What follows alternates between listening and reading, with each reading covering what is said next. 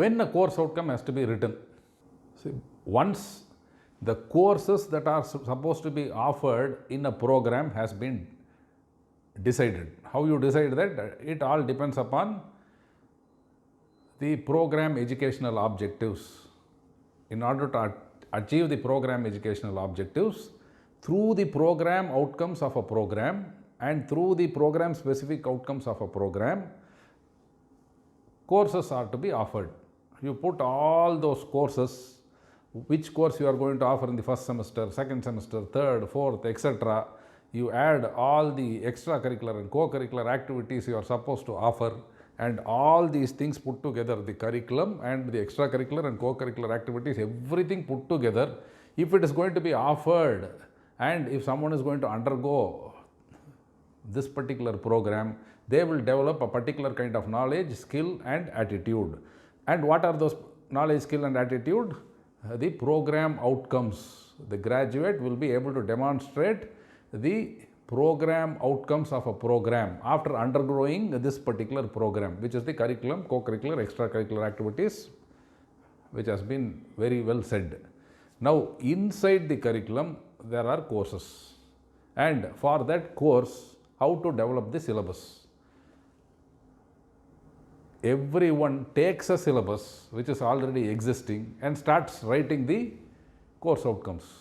Actually, that is not the way in which it has to be written. You have to first write the course outcomes in order to achieve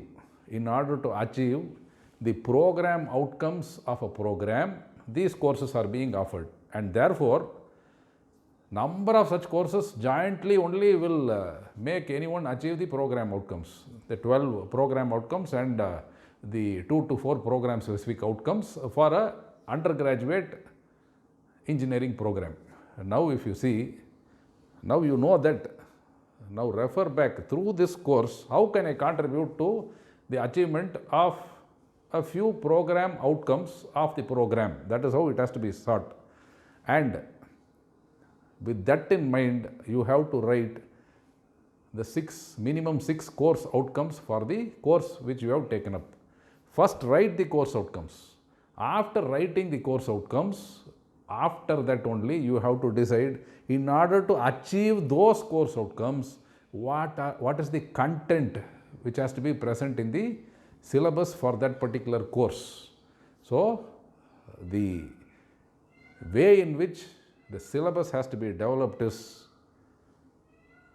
pull out a course from a curriculum which has been already decided. Take that course and write the course outcomes referring to the program outcomes which contribute to the achievement of the program educational objectives. So, write 6 course outcomes minimum. In order to achieve these course outcomes, what is the content which has to be present in the syllabus? That is how you develop the syllabus. And once the syllabus has been developed, please note, don't give any kind of specific textbook.